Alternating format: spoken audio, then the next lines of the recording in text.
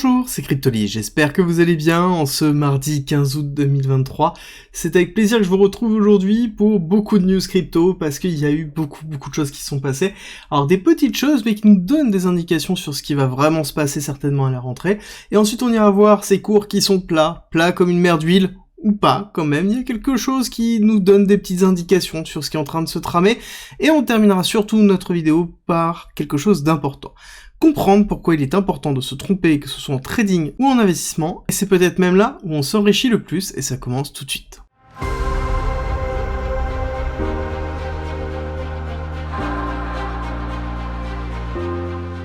Ok, on attaque les news avec Coca-Cola qui va lancer une collection NFT sur la Layer 2 Base, donc Base Layer 2 d'Ethereum lancée par Coinbase, donc très grosse action marketing effectuée par Coinbase, là-dessus on se cache pas, c'était prévu, c'était planifié, et ça s'est très bien lancé, et ça a fait son petit bout de chemin, en effet, ça lui a donné une grosse visibilité. Encore une fois je rappelle que Coinbase qui lance son réseau de blockchain, alors que Coinbase est quand même une société qui est publique, qui est cotée en bourse, donc on a quelque chose d'assez fort en termes de visibilité pour la blockchain, c'est plutôt positif.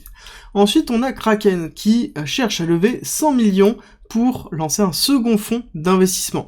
On se rappelle les news qu'on a déjà eu dans les jours précédents, dans lequel on a un autre fonds à 50 millions qui s'est lancé, et oui, globalement ce qui est en train de se passer, on est en train de lever des fonds pour préparer quoi? Le prochain bull run. Il faut des ventures avec des fonds pour pouvoir investir dans une nouvelle société, des startups crypto, pour profiter du bull run, et c'est exactement ce que l'on avait vu d'ailleurs historiquement en 2019 et 2020. Donc là on a vraiment un setup classique. Et pareil dans ce setup classique, on a encore les reliquats de personnes qui déposent le bilan avec le Custodian Prime Trust, qui dépose le bilan. Alors là-dessus c'est juste choquant par contre, dans le sens où on a quand même des assets au niveau des créditeurs, donc entre 25 000 et 50 000 créditeurs, entre 100 millions et 500 millions, alors qu'ils ont 50 millions d'assets, entre 50 et 100 millions. Donc on a quand même là-dessus, entre divisé par 10 et divisé par 5, c'est juste colossal le différentiel entre les deux, c'est la limite de l'escroquerie, là on est vraiment à la limite de l'escroquerie, ce qui est en train de se passer. Et d'ailleurs en parlant de l'escroquerie, j'aimerais juste vous partager cette nouvelle, dans le sens où SBF est poursuivi pour avoir détourné des fonds des clients pour payer 100 millions de contributions politiques. Alors là-dessus, ça m'a fait penser à la série que je suis en train de regarder actuellement sur Netflix, donc qui est une série sur la vie de Madoff. Si vous l'avez pas vue, je vous invite à la regarder, c'est très intéressant, c'est très enrichissant, comment l'image impacte aussi la relation avec les régulateurs et comment la politique impacte les relations avec les régulateurs. Vous allez voir que c'est vraiment fort, et on est exactement dans cette même type de schématique, c'est-à-dire que on va aller se placer au niveau de la politique, on va aller se placer au niveau des régulateurs, et bizarrement, tout se passe bien. Et là, on se retrouve exactement dans une dynamique qui est quand même très proche de Madoff, dans lequel la personne a fait, oui, du trading, mais, contrairement à Madoff, mais en l'occurrence, pas de la bonne façon, et pas avec les bons fonds, donc on inquiétude d'autres escroqueries, et ça nous fait réfléchir vraiment sur l'importance du pouvoir politique sur la régulation et sur la réglementation par rapport à ce qui est en train de se passer aussi aujourd'hui avec la SEC. Et justement, nous avons au niveau de la SEC Binance qui répond par rapport aux allégations et aux attaques de celle-ci, et qui dépose en fait une motion pour retirer les actions, étant donné qu'il considère que que la SEC est en train d'essayer de pêcher des informations chez Binance. Pour être très clair, en fait, il demande l'ensemble, je dis bien l'ensemble, des documents de Binance concernant l'ensemble des fonds des utilisateurs, donc que ce soit la façon de le gérer, les fonds, les transactions, absolument tout, sans savoir exactement ce qu'ils cherchent. Je pense que juridiquement, c'est une des meilleures défenses qu'ils puissent avoir. Par contre, on n'ira pas à ce moment-là à la confrontation en disant, oui, Binance, en fait, était clear, était clean. On sait que Binance n'est pas forcément clean, et là-dessus, ça risque de faire mal au niveau de l'image. Alors là-dessus, il faudrait pas que le prochain bull run tarde trop, sinon Binance risque de souffrir en termes d'image. Que ce soit une victoire ou non de ce procès, dans tous les cas, il souffrira en termes d'image et de frais d'avocat, ça c'est sûr et certain. On terminera juste les nouvelles par Coindesk, qui est en train d'essayer de chercher un repreneur. Ils ont licencié 45%, d'accord, du staff éditorial, donc globalement ça va faire très mal, et ça explique pourquoi déjà depuis un certain temps Coindesk n'avait pas de gros dossiers, pourquoi Coindesk n'avait pas de grosses news, et que je regardais justement de moins en moins, parce que je trouvais que c'était de moins en moins intéressant, et tout s'explique. On va attaquer les news macro. Pour moi la plus grosse qui est en train de tomber, c'est que la Banque de Chine va cut encore une fois ses rates, donc c'est la deuxième fois en 3 mois. Donc là, ça prouve que l'économie chinoise a vraiment beaucoup de mal à repartir. On avait cette dynamique début d'année où on avait une économie chinoise qui montait des signes d'accélération et on se disait que la Chine est repartie et donc ça allait porter le monde. On sait très bien que l'économie chinoise permet d'avoir l'économie mondiale quand même sous tension et donc permet d'avoir un peu la locomotive qui est en train de traîner tout le reste. Bah là, c'est pas le cas. Là, on voit que ça a beaucoup de mal avec une crise, principalement, je vous avais fait d'ailleurs une vidéo dessus sur une crise des logements et immobilière qui est sans commune mesure par rapport à ce qu'on peut connaître et qui n'arrive pas à s'en dépaître. Clairement, on sait que ça va mettre du temps et qu'ils n'ont plus cette industrie de création immobilière qui était très forte, ils ne l'ont plus du tout, donc là ça va être vraiment très compliqué à pouvoir s'en sortir, ça va mettre du temps et il va falloir surveiller ça, parce que si on continue à s'enfoncer avec une Chine qui s'enfonce, ça ne sera pas forcément très bon signe pour l'économie mondiale et générale. Au niveau du calendrier économique, pas grand chose, on attend toujours demain, dans lequel on aura le FOMC avec les permis de construire, mais volatilité très basse. On le voit aussi au niveau du marché dans lequel on a une petite tentative d'aller faire certainement un retest ici de la zone des 4500 sur le SP500 sur les contrats futurs. Bon, je pense que ça ne bougera pas beaucoup plus, Nasdaq pareil, ça ne bougera pas. Par contre, ce qui est intéressant de voir, c'est de prendre un petit peu de recul. Au niveau des futurs CME, donc Chicago Mercantile Exchange, on voit que on est sorti du range, cassé par le bas, retest, réintégration et ensuite cassure baissière pour ensuite retest. Donc là, on est plutôt dans une schématique classique d'une continuité baissière, chose qui est toujours le flux que l'on a. On voit bien qu'on a bien cette rupture baissière avec ici ce grinding qui est en train d'être effectué, donc on est dans quelque chose de classique. Et si on regarde vraiment ce qui s'est passé, on voit qu'on est allé reprendre directement et retester cette mèche précédente, d'accord.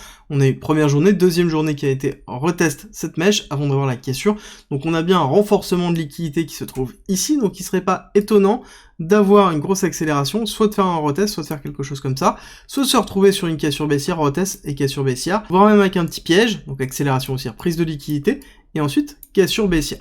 Donc le flux baissier reste quand même dominant jusqu'à ce qu'on arrive aux 28 000 $, jusqu'à ce qu'on arrive à cette résistance ici, qui est d'ailleurs une résistance que l'on voit, hop, ici, qui est très importante, qui est la résistance qui nous a donné en fait cette accélération haussière, qui tient l'accélération haussière dans lequel première, deuxième, troisième, et donc là on attend une quatrième touche pour pouvoir valider justement cette résistance. Excusez-moi, ce support haussier, c'est pas une résistance, non, c'est un support haussier dans lequel on pourrait avoir une accélération haussière par la suite. Et c'est ce qui est en train de viser certainement une grosse partie des analystes. Là, on est en train de chercher ça. Et si on prend justement ce recul-là, on n'est pas forcément obligé de faire une cassure baissière pour y arriver. On pourrait très bien ici ranger en dessous du range précédent pour pouvoir arriver dans cette zone-là et ensuite repartir à la hausse, d'accord. On n'est pas obligé d'aller faire la chute maintenant, surtout le peu de volatilité qu'on a maintenant. Bon, on est en train de se dire que ça pourrait être un scénario qui est tout à fait plausible. Court terme, qu'est-ce que l'on a? Bon, on a eu ici les prises de liquidité, lundi 14 avec la cassure baissière, on voit bien qu'on est allé retester la zone précédente ici, donc on est allé récupérer les liquidités de toute la zone de ranging que l'on avait ici, donc classique, prise de liquidité, cassure baissière, avec la prise d'Elo de lundi, donc classique aussi, exactement les mêmes types de patterns que l'on retrouve sur ces 6-7 dernières semaines. Donc là, on n'a rien de nouveau dans lequel on est toujours dans une volonté d'aller casser baissier, et on n'a rien de nouveau non plus au niveau des positions. Donc on est sur un fil de l'eau, donc on est en train d'attendre. Clairement, le cours est en train d'attendre.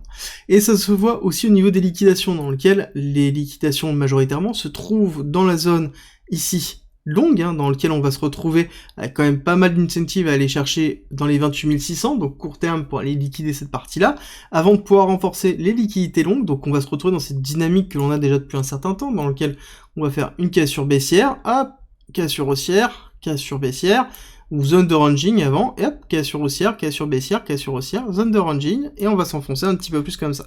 Exactement ce que l'on a déjà depuis quand même plusieurs semaines et on commence à avoir l'habitude et à être habitué. Alors on va terminer cette vidéo sur quelque chose d'important. Et c'est un côté un petit peu psychologique. Il faut comprendre qu'on s'en fout, on s'en fiche clairement d'avoir raison ou tort sur ce qui va se passer au niveau du marché. Ce n'est pas ce qui est important. Ce qui est important, c'est surtout d'être préparé à toutes les possibilités. C'est-à-dire que ici, nous sommes clairement dans une zone de rejet au niveau d'une deuxième tentative de rupture de la résistance 31 500, 32 000. On sait que c'est une résistance qui est très importante, et on s'en fiche de savoir si on va casser baissier ou si on va retester et qu'on va faire une rupture.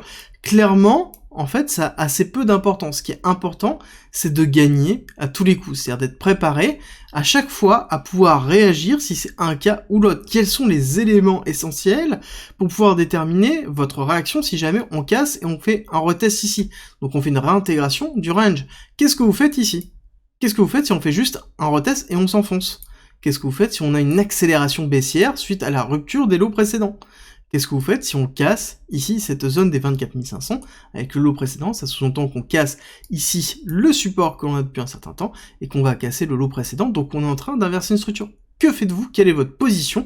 Quelle est votre exposition? Et comment vous êtes capable de supporter cette chute-là émotionnellement pour ne pas faire de réaction émotionnelle? Et ça, c'est vraiment important. C'est le plus important. En fait, ce n'est pas de savoir dans quelle direction le cours va aller. Limite, ça, c'est sortir sa boule de cristal et déterminer.